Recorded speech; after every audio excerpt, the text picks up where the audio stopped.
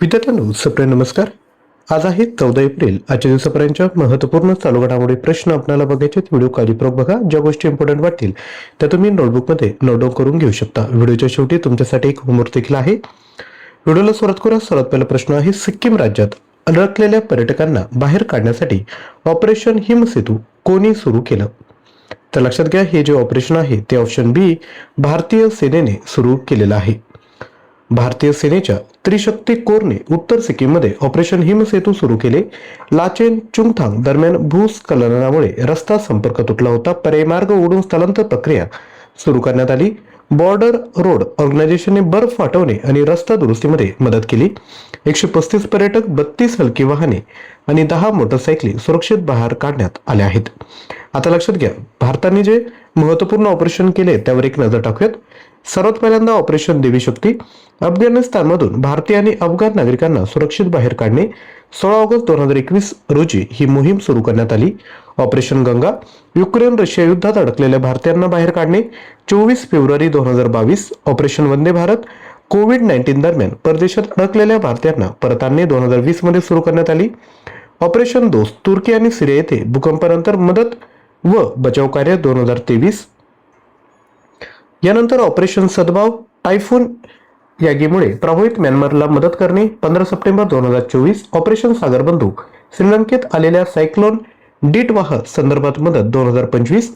Operation सिंदूर, पहलगाम हल्ल्याचा बदला घेण्यासाठी कारवाई 7 मे 2025 रोजी हे ऑपरेशन सुरू करण्यात आलं।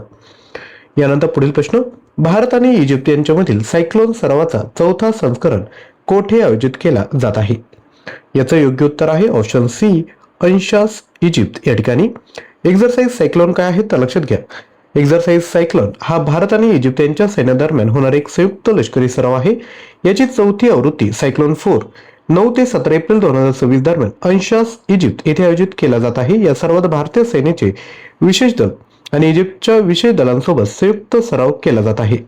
मुख्य उद्देश काय आहे तर दोन्ही सैन्यांमध्ये समन्वय वाढवणे आणि एकत्रितपणे ऑपरेशन करण्याची क्षमता मजबूत करणे। सुरुवात झाली आहे 2023 मध्ये। इजिप्त राजधानी आहे कैरो, चलन आहे इजिप्शियन पाऊंड आणि राष्ट्राध्यक्ष आहे अब्देल फतह अल सिसी। यानंतर पुढील प्रश्न बघायचा आहे त्यापूर्वी विद्यार्थ्यांनो छोटीशी रिक्वेस्ट, जर तुम्हाला कंटेंट आवडलं तर एक लाईक नक्की करा आणि डेली सकाळी 6 वाजता आपला व्हिडिओ येत असतो त्याकरता चॅनलला देखील अवश्य सबस्क्राईब करून घ्या। पुढील प्रश्न, भारताची पहिली चालकविरहित पॉड टॅक्सी प्रणाली प्रकल्प कोणत्या शहरात सुरू करण्यात आला? तर याचे योग्य उत्तर आहे option A, Mumbai. Pod taxi म्हणजे काय तर लक्षात घ्या, ही एक आधुनिक सार्वजनिक वाहतूक प्रणाली आहे। वीज किंवा बॅटरीवर चालणारी चालक विरहित वाहने निश्चित मार्गावर चालते। मुंबईतील बँड्रा कुर्ला कॉम्प्लेक्स येथे प्रकल्प सुरू करण्यात आला आहे। पुढील प्रश्न, माजी केंद्रीय मंत्री अबू हाशिम खान चौधरी यांचे नुकतेच निधन झाले, ते कोणत्या मंत्रालयात केंद्रीय राज्यमंत्री होते? तर याचे योग्य उत्तर आहे ऑप्शन डी, आरोग्य व कुटुंब कल्याण मंत्रालय। लक्षात घ्या, माजी केंद्रीय मंत्री अबू हाशिम खान चौधरी यांचे कोलकाता येथे 88व्या वर्षी निधन झाले। यूपीए सरकारच्या काळात त्यांनी आरोग्य व कुटुंब कल्याण मंत्रालयाचे राज्यमंत्री 22 सप्टेंबर 2012 ते 16 मे 2014 म्हणून काम केलेलं आहे। ते पश्चिम बंगालातील मालदा येथील वरिष्ठ नेते होते। डालू बाबू या नावाने प्रसिद्ध होते। मालदा दक्षिण मतदारसंघातून 4 वेळा खासदार आणि कालियाचक मतदारसंघातून 1996-2006 दरम्यान ते आमदार देखील होते।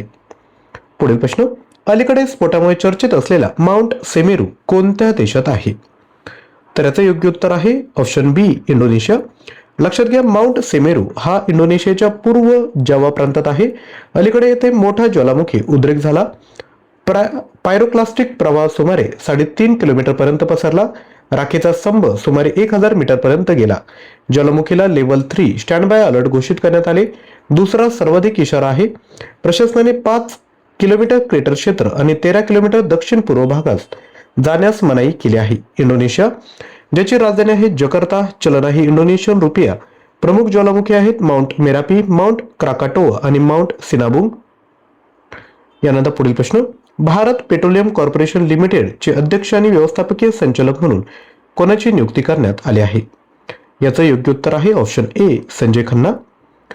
लक्षात घ्या, बीपीसीएल चे सीएमडी म्हणून त्यांची नियुक्ती करण्यात आली. ही नियुक्ती अपॉइंटमेंट कमिटी ऑफ द कॅबिनेटने मंजुरी केली. नियुक्ती 9 एप्रिल 2026 पासून लागू झाली. कार्यकाळ 31 मे 2029 पर्यंत किंवा पुढील आदेशांपर्यंत असेल. यापूर्वी ते बीपीसीएल मध्ये डिरेक्टर रिफायनरीज होते. त्यांनी जी कृष्णकुमार यांची जागा या ठिकाणी घेतलेली आहे. बीपीसीएल भारतातील दुसरी सर्वात मोठी सार्वजनिक क्षेत्रातील इंधन विक्री कंपनी आहे. पेट्रोलियम व नैसर्गिक वायू मंत्रालयाच्या अंतर्गत कार्य करते. महारत्न कंपनी आहे. स्थापना झाली 1976 मध्ये. तर मुख्यालय आहे मुंबई, महाराष्ट्र या ठिकाणी. तर विद्यार्थी मित्रांनो लक्षात घ्या, जर तुम्हाला पीडीएफ फाईल पाहिजे असेल आणि फ्री ऑनलाईन टेस्ट सॉल्व्ह करायची असेल तर लक्षात घ्या, करंट अफेअर हा जो आपला कोर्स आहे त्यामध्ये जाऊन तुम्ही फ्री एमसीक्यू पीडीएफ यामध्ये फोल्डरमध्ये जायचंय. तुम्हाला आठवड्याच्या ज्या करंट अफेअर असतात त्या पीडीएफ तुम्हाला फ्रीमध्ये बघायला भेटतील. याकरता ज्ञानवंदन एज्युकेटर हे ॲप्लिकेशन डाउनलोड करा.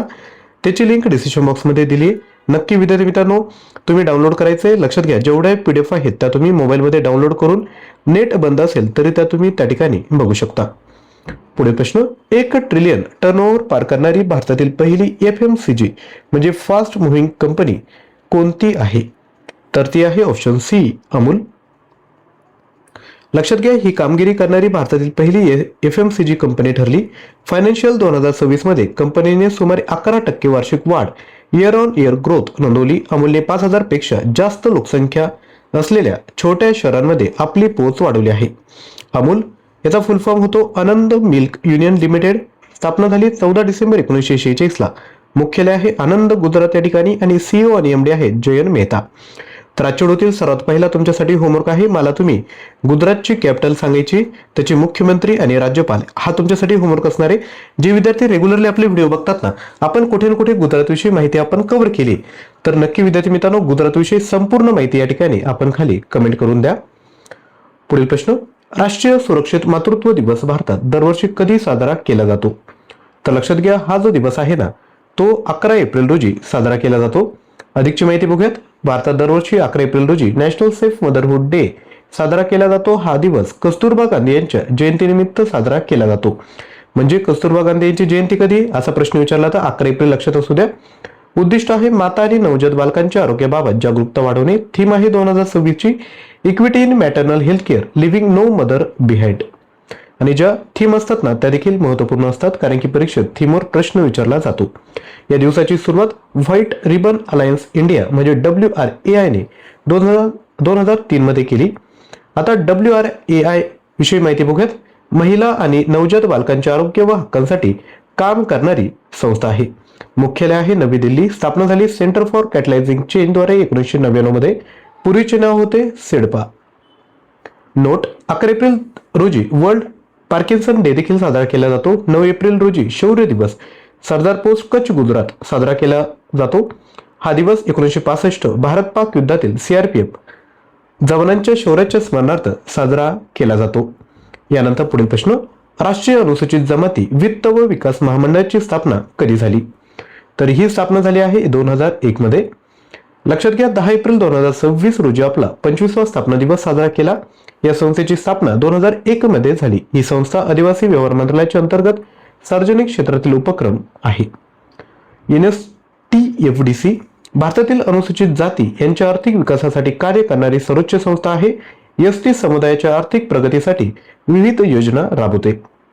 यानंतर पुढील प्रश्न, चर्चेत असलेले एलिफंटा बेट जिथे 1500 वर्षे जुना जलाशय सापडला ते भारतातील कोणत्या राज्यात आहे? तर लक्षात घ्या, एलिफंटा बेट हे ऑप्शन ए महाराष्ट्रामध्ये आहे. महाराष्ट्राची कॅपिटल मुंबई, तामिळनाडूची चेन्नई, गुजरातची काय तुमच्यासाठी होमवर्क होता, आणि ओडिसाची कॅपिटल आहे भुवनेश्वर. लक्षात घ्या, एलिफंटा बेट भारतातील महाराष्ट्र राज्यात आहे. हे मुंबई शहराजवळ अरबी समुद्रात स्थित आहे. एलिफंटा गुहांजवळ उत्खननादरम्यान सुमारे 1500 वर्षे जुना जलाशय वॉटर रिझर्वायर सापडला आहे. ही प्राचीन पाणी साठवण प्रणाली एन्सेंट वॉटर स्टोरेज सिस्टीम दर्शवते. या शोधातून समजते की 5वी व 6वी शतकातही भारतात प्रगत जलसंधारण प्रणाली अस्तित्वात होती. हा शोध भारतीय पुरातत्व सर्वेक्षणद्वारे conservation national mission on monuments and antiquities अंतर्गत करण्यात आला. आता भारतीय पुरातत्व सर्वेक्षण लक्षात घ्या, ESI ही भारताच्या सांस्कृतिक वारशाचे संरक्षण आणि पुरातत्व संशोधन करणारी प्रमुख सरकारी संस्था आहे. ही संस्था प्राचीन स्मारकांचे जतन व संरक्षण करून इतिहास जिवंत ठेवते. महत्वाची माहिती, स्थापना झाली 1861 मध्ये अलेक्झांडर कनिंगहॅम यांच्या अंतर्गत. मंत्रालय आहे संस्कृती मंत्रालय, मुख्यालय आहे नवी दिल्ली आणि महासंचालक आहे श्री यदुबीर सिंह रावत. एलिफंटा केव्स स्थान मुंबई हार्बरमधील एलिफंटा बेट महाराष्ट्र. युनेस्को जागतिक वारसा स्थळ घोषित करण्यात आले 1987 मध्ये. समर्पित आहे भगवान शिव यांच्यासाठी. बांधकाम काल आहे 5वी ते 7वी शताब्दी. बांधकाम सुरुवात कोकण मौर्य नंतर राष्ट्रकूट शासकांनी पूर्ण केले. एकूण गुहा 7 ज्यामध्ये 5 हिंदू तर 2 बौद्ध धर्माशी संबंधित आहेत. तर विद्यार्थ्यांनो, आता आजच्या व्हिडिओतील 10 प्रश्न तर बघितलेत. कालच्या व्हिडिओतील 10 प्रश्नांची या ठिकाणी रिव्हिजन करूयात. जर तुम्हाला मॉक सराव करायचा असेल तर प्रत्येक प्रश्नाचं उत्तर खाली कमेंट करा. पहिला प्रश्न, भारतीय निवडणूक आयोग म्हणजे इलेक्शन कमिशन ऑफ इंडियाने कोणता कार्यक्रम सुरू केला ज्यामध्ये 23 देशांचे प्रतिनिधी भारताच्या निवडणूक प्रक्रियेचा अभ्यास करणार आहेत? याचं योग्य उत्तर आहे ऑप्शन बी, आंतरराष्ट्रीय निवडणूक अभ्यागत कार्यक्रम 2026. पुढील प्रश्न, राष्ट्रीय महामार्ग प्राधिकरणने राष्ट्रीय महामार्गाच्या कडेला औषधी वनस्पती लावण्यासाठी कोणती नवीन योजना सुरू केली? याचं उत्तर आहे ऑप्शन डी, आरोग्य वन. पुढील प्रश्न, अलीकडे कोणत्या राज्य सरकारने कर्करोगाला शोचनीय रोग घोषित केले? तर ही राज्य आहेत तेलंगणा. याचे मुख्यमंत्री आहेत रेवंत रेड्डी आणि तेलंगणाची कॅपिटल कोणती आहे तर हैदराबाद. केरळची कॅपिटल आहे तिरुवनंतपुरम आणि कर्नाटकची कॅपिटल बेंगळुरू आणि इस्रोचं जे हेडक्वार्टर आहे ते देखील बेंगळुरू या ठिकाणी आहे. भारताने 2028 मध्ये होणाऱ्या कोणत्या परिषदेसाठी यजमान पदाची आपली काय म्हणता येईल की बोली मागे घेतली? म्हणजे आधी आपण काय म्हटलो की 2028 मध्ये आम्हाला यजमान पद द्या, परंतु आता त्यांनी माघार या ठिकाणी घेतली. तर कशातून? संयुक्त राष्ट्र हवामान शिखर परिषद COP33. यानंतर पुढील प्रश्न, जागतिक होमिओपॅथी दिवस कधी साजरा केला जातो? तर लक्षात घ्या, हा दिवस 10 एप्रिल रोजी साजरा केला जातो. पुढील प्रश्न, भारतामध्ये प्रथमच ब्रेल लिपी आणि सांकेतिक भाषा सेवा कोणत्या प्रादेशिक पासपोर्ट कार्यालयाने सुरू केल्या? उत्तर आहे regional passport office Bhopal, option D. आणि मध्य प्रदेशची कॅपिटल कोणती आहे तर ती भोपाळ आहे. आणि मध्य प्रदेशची जी सिटी आहे इंदोर, ही लक्षात घ्या स्वच्छ सर्वेक्षण मध्ये टॉपला दरवेळेस येत असते कारण की स्वच्छ शहर आहे इंदोर. पुढील प्रश्न, रग्बी प्रीमियर लीग 2026 चे दुसरे संस्करण कोणत्या शहरात आयोजित केले जाईल? याचं उत्तर आहे हैदराबाद. आणि हैदराबाद कोणाची कॅपिटल आहे तर तेलंगणाची. मुंबई आहे महाराष्ट्राची आणि बेंगळुरू कॅपिटल आहे कर्नाटकची. पुढील प्रश्न, नॅस्कॉम फाउंडेशनचे नवे अध्यक्ष चेअरपर्सन म्हणून कोणाची नियुक्ती करण्यात आली? उत्तर आहे ऑप्शन ए, UB प्रवीण राव. पुढील प्रश्न, केंद्रीय मंत्रिमंडळाने खरीप हंगाम 2026 साठी पोषक तत्वाधारित अनुदान अंतर्गत किती बजेट मंजूर केले? याचं उत्तर आहे ऑप्शन बी, 41,533.81 कोटी रुपये. पुढील प्रश्न, रिन्युएबल एनर्जी स्टॅटिस्टिक 2026 नुसार नवीकरणीय ऊर्जा स्थापित क्षमतेच्या बाबतीत भारताचा जागतिक क्रमांक काय आहे? तर लक्षात घ्या, भारताचा क्रमांक आहे 3रा. यानंतर तुमच्यासाठी प्रश्न, प्रधानमंत्री मुद्रा योजनेला 11 वर्ष पूर्ण झाली आहेत. ती सुरुवात कधी झाली? 8 एप्रिल 2014, 8 एप्रिल 2015, 8 एप्रिल 2016 की 1 जानेवारी 2015? प्रश्नाचं उत्तर विद्यार्थ्यांनो खाली कमेंट करायचंय. चालू घडामोडींचं मटेरियल पाहिजे असेल तर 6000 प्रश्न 150+ ऑनलाईन टेस्ट फक्त 99 रुपयामध्ये मिळेल. याकरता ऍप्लिकेशन डाउनलोड करा आणि कोर्स परचेस करा. या कोर्समध्ये जर तुम्ही गेला तर तुम्हाला फ्री PDF ज्या वीकली PDF असतात त्या तुम्हाला बघायला भेटेल. याकरता या ऍप्लिकेशन डाउनलोड करून या कोर्समध्ये जा आणि विद्यार्थी मित्रांनो या फ्री PDF आहेत त्या तुम्ही नक्की बघा. जर तुम्हाला त्या PDF आवडल्या तर मॉक सराव करण्याकरिता तुम्ही हा कोर्स नक्की परचेस करू शकता. विद्यार्थ्यांनो, आजचं कंटेंट आवडलं असेल तर एक लाईक करायचंय. व्हिडिओचं टार्गेट आहे 500+ लाईक, तर एक लाईक लगेचच करून द्या. लाईक केल्यानंतर खाली हाय बटन येईल त्यावर देखील क्लिक करा जेणेकरून YouTube हा व्हिडिओ इतरांपर्यंत पोहोचेल. तसेच चॅनलला लगेच सबस्क्राईब करून शेजारी असणाऱ्या बेल आयकॉनला क्लिक करा कारण की विद्यार्थी मित्रांनो डेली सकाळी 6 वाजता आपण व्हिडिओ घेऊन येत असतो. जर तुम्हाला चालू घडामोडी क्विज सॉल्व्ह करायचे असेल तर हा QR कोड स्कॅन करून टेलिग्राम चॅनल जॉईन करायचे ज्यावर आतापर्यंत 2000 प्रश्न आपण ऑलरेडी अपलोड केले. QR कोड स्कॅन करा किंवा लिंक डिस्क्रिप्शन बॉक्समध्ये दिली आहे. थँक्यू.